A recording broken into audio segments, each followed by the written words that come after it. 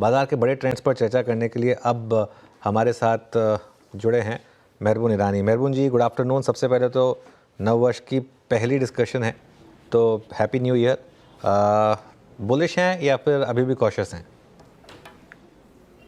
Happy new year to you, happy new year to everybody at CNBC Awaaz, to the viewers, everybody. I think मैं कहूँगा कि एक background अगर आप देखिए अनुज जी, आपको पसंद भी आएगा शायद, कि आज जो मार्केट में जो इन्वेस्टर्स है, जो नंबर ऑफ डीमैट अकाउंट्स खुले हैं पिछले 4 साल में, नियरली 50% ऑफ इन्वेस्टर्स जो मार्केट में इन्वेस्ट करते हैं, ट्रेड करते हैं, स्पेकुलेट करते हैं, ये पिछले 4 साल में आए हैं। उन लोगों को पता भी नहीं मंदी क्या है, उन लोगों को पता नहीं फॉल क्या है, लेकिन पिछले 6 महीने में चोरी से बाजार 3-4 बार इशारा किया, मुझे एक बार गिरना है, वो देख के थोड़े से वो हिल गए थे और आस्ते आस्ते थोड़ा सा पैसा उन लोग का मार्केट से निकलने लगा। In fact I would say at least they are not putting in incremental money. मैं म्यूचुअल फंड में जो SIP जाती है उसकी बात नहीं कर रहा, I am talking about the last 4 years investors.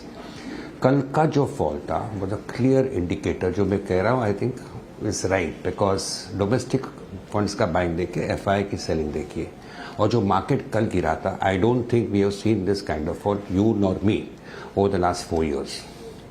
4% minimum fall था सबके पोर्टफोलियो के NAV में। जैसे मैं हमेशा कहते आ रहा हूँ अनुज भाई कि I think the time for easy money is much behind us. 2025 का फर्स्ट हाफ काफ़ी चैलेंजिंग रहने वाला है। There are many reasons. आप कहेंगे रूपी इस वीक, आप कहेंगे डोनाल्ड ट्रंप क्या अनाउंसमेंट करेगा, आप कहेंगे कि चाइना अल्टीमेटली अपना करेंसी को डिवैल्यू करेगा, उसका रूपी पे क्या इम्पैक्ट आएगा, everything fine, but the biggest factor according to me is corporate earnings. और अगर कॉर्पोरेट अर्निंग्स जो नियर टर्म ट्रिगर है, अगर वो अर्निंग पिक्चर और भी खराब होता है, तो I would say FIs are going to rush for the exits, जो हम लोग ने अभी तक सोचा नहीं। लास्ट क्वार्टर के रिजल्ट्स अच्छे नहीं आए थे, मैक्रोज और इंडिकेटिंग थे समवेयर और the other there is going to be an accident, but people refuse to believe. और जब ये रिजल्ट्स खराब आए, अच्छे नहीं आए, पब्लिक ने सेलिंग चालू की थी। Now if this quarter again God forbid if the results are not very good, मेरा पर्सनल मानना है it will be slightly better than September quarter, but it's not going to be a major positive. तो हमें trend understand करना पड़ेगा कि आगे चल के विल रिजल्ट्स इंप्रूव और will it go down further. If government spending improves, macros will improve and corporate earnings will improve at least after 1 or 2 quarter के lag period के बाद। लेकिन अभी के लिए if the earnings are not good, you can expect the FIs to sell heavily. So Trump, China का devaluation, all other factors are on the side. Corporate earnings is the single most factor which I think is very challenging for the market. So I think first half of 2025, people will have to know what to buy. It's not very easy. It's a stock pickers market. 21,000, 22,000, 25,000, 26,000 होते रहेगा, but ultimately money will be made. I personally believe that at least 20% of the market शायद bottom out हो चुका है, और इसका clear proof है कि आज आप स्टॉक्स को देखिए, आपके पसंदीदा के 100 स्टॉक्स देखिए और कंपेयर कर लीजिए 26,000 के निफ्टी के साथ, you will find around 20-25% of them are higher than what they were when it was 26,000 Nifty. Can everybody do it? I don't think everybody can do it. So therefore I use the word, it's going to be a very challenging first half for investors and for the stock market. सही बात है। In fact मेहरबून आपकी बात से agree है। First of all मेरी तरफ से नमस्कार आपको। मेहरबून, ये जो डिफ़िकल्ट फेज़ है, या फिर आपने जिस बात को कहा यहाँ पे पिच किया कि अभी अर्निंग रिवाइवल में करीब करीब 2 क्वार्टर्स का समय लगेगा, जिस प्रकार का इस वक्त सेंटिमेंट है, और कल आपने HDFC बैंक के क्वार्टरली अपडेट्स को देखा, उसमें वो स्लो डाउन क्लियरली विजिबल था। इस 2 क्वार्टर के समय को, इस 2 क्वार्टर या फिर 6 महीने कह लीजिए, क्या फार्मा डोमिनेट कर सकता है, कंसिडरिंग आई थिंक जो भी वॉइसेस रहे रिगार्डिंग पेंडेमिक या फिर इस नए वायरस को लेकर, क्या इन 2 क्वार्टर्स को pharma, diagnostic, health care dominate कर सकते हैं हायर साइड पे? मैं अगर ये कहूँ हाँ, तो I don't think it should be related to the rumour of the virus. मैं कहूँगा कि पिछले 7-8 साल में शायद पहली बार मैं फार्मा पे पॉजिटिव हुआ हूँ। A clear disclosure, I have bought 3 frontline stocks for my self over the last 2 months। तो yes, it could be one of the sector which can do well. रही बात आपने जो अर्निंग्स की बात की थी, आई थिंक एक्सेप्ट कर दीजिए सर कि प्राइवेट कैपेक्स, आपने HDFC बैंक की बात की, private capex is virtually at its bottom. private sector is just not putting in too much of money into expansion or whatever. The Munda company here and there is there. Second is there is a complete outflow of capital from this country. जो FIIs बेच रही है माल.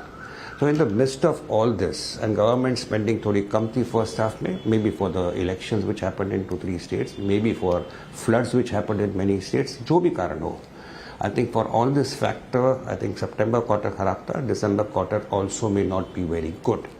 So these are the reasons why. लेकिन आपको अगर conviction है कि government proactive है और हमेशा की तरह प्रोएक्टिव रहेगी, गवर्नमेंट स्पेंडिंग शुरू हो जाएगी, macros will start improving and corporate results will start picking up maybe after 1-2 quarters.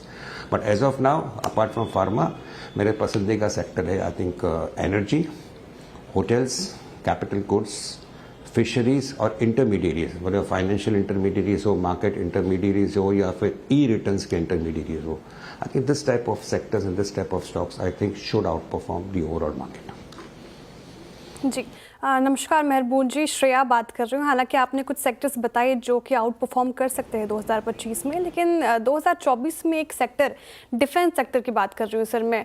वो फ्लेवर में था, हालांकि अपने पीक से काफ़ी सारे स्टॉक्स करेक्ट भी हुए हैं 20 से 30% तक, लेकिन क्योंकि अब बजट पास है, साथ ही BEL, BDL जैसे स्टॉक्स में आज देखें आप तो तेज़ी देखने को मिल रही है, DHI के आसपास काम काज कर रहे हैं. तो क्या ये डिफेंस सेक्टर फिर से 2025 में फ्लेवर में आ सकता है? क्या रणनीति यहाँ पे, क्या हिदायत आपकी रहेगी? श्रेया जी, आई थिंक 2022, 23, 24 को अगर आप देखिए, तीन साल को साथ में पकड़े तो आई थिंक डिफेंस सेक्टर की जो तेजी थी, I think that was unparalleled. और I will be honest enough to admit कि करीबन 24 के शुरुआत में मैंने कहा था कि आई थिंक काफ़ी एक्सपेंसिव, लेकिन उसके बाद भी they went up another 20-30%.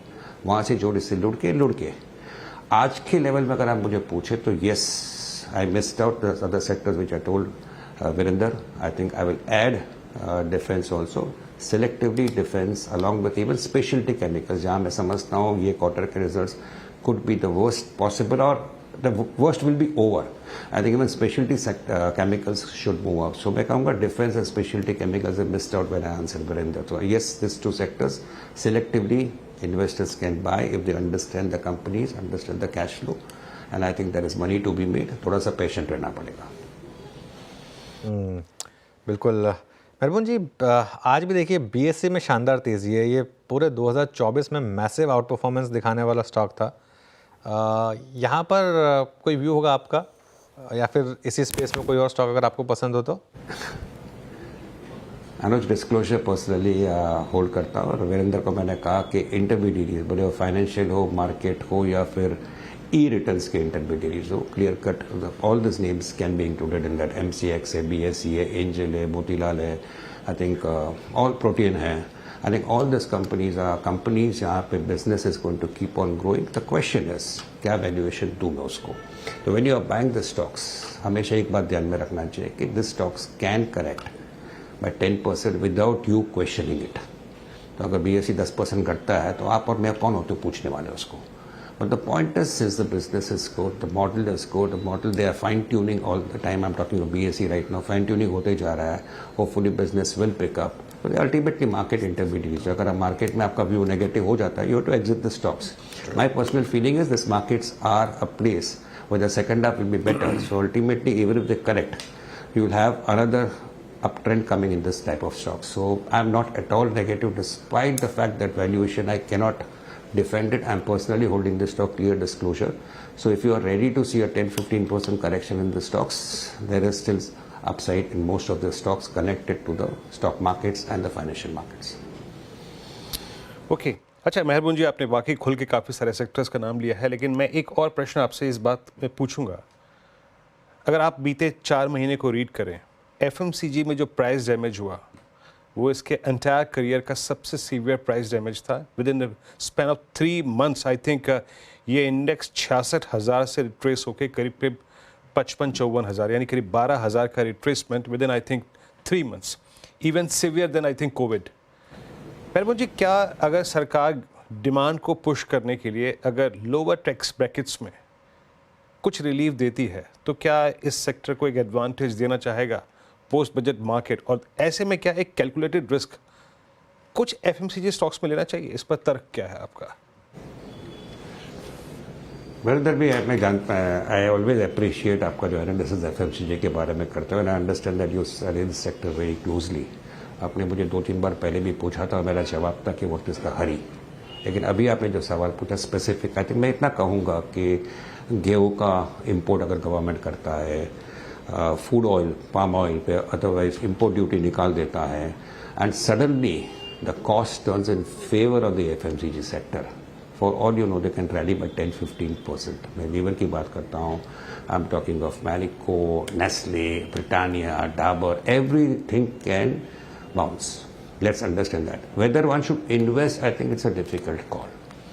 But trading के एंगल से थोड़ा कॉन्ट्रा बाइंग ज़रूर हो सकता है, बिकॉज डिस्क्रिशनरी स्पेंडिंग बजट में कंसेशन आएगा कि नहीं, are all things which we are speculating right now. I personally believe आएगा, not only to the lower class, even to the middle class. I think there will be concessions coming.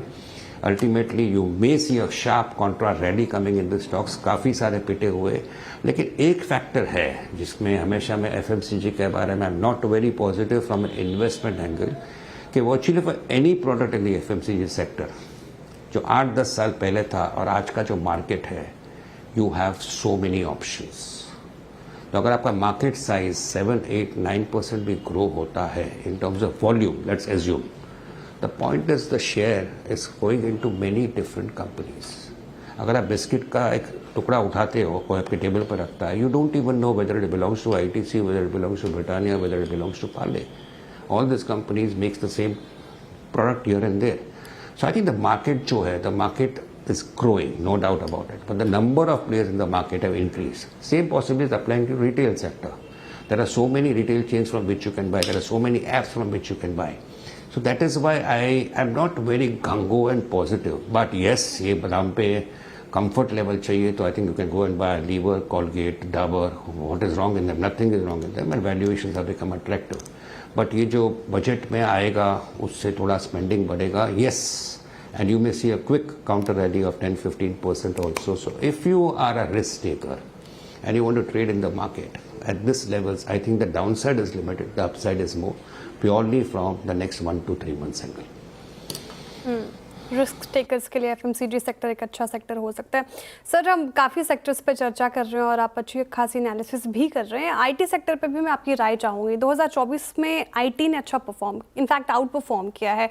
21% से ज़्यादा का return IT sector ने दिया है अपने निवेशकों को जनरेट करने के लिए। लेकिन Q3 जो गाइडेंस आ रही है, जो Q3 अपडेट आ रहे हैं, उसमें ये बताया जा रहा है कि थोड़ी म्यूटेड रह सकती है।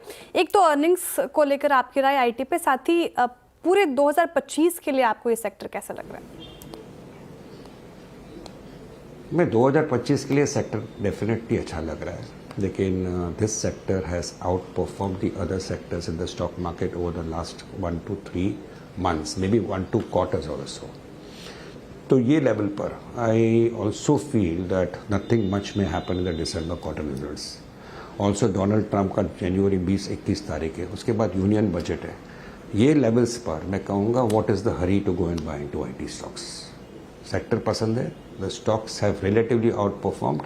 There is a possibility somewhere if some disappointment comes here and there, money may get go into other sectors from IT, distinctly possible in the shorter term. तो मैं कहूँगा कि if I am holding it, I will not be selling it. I think the out performance can continue, but incremental money डालने के लिए I would possibly allow the Trump event, currency impact, what happens, and the budget to pass before taking a fresh call for putting in incremental money in IT. महबूब जी, बहुत बहुत शुक्रिया आप इस कार्यक्रम में शामिल हुए, सभी स्टॉक्स पे, इंडस्ट्रीज पे और सेक्टर्स पर मेरी राय रखी आपने। बहुत बहुत शुक्रिया महबूब जी।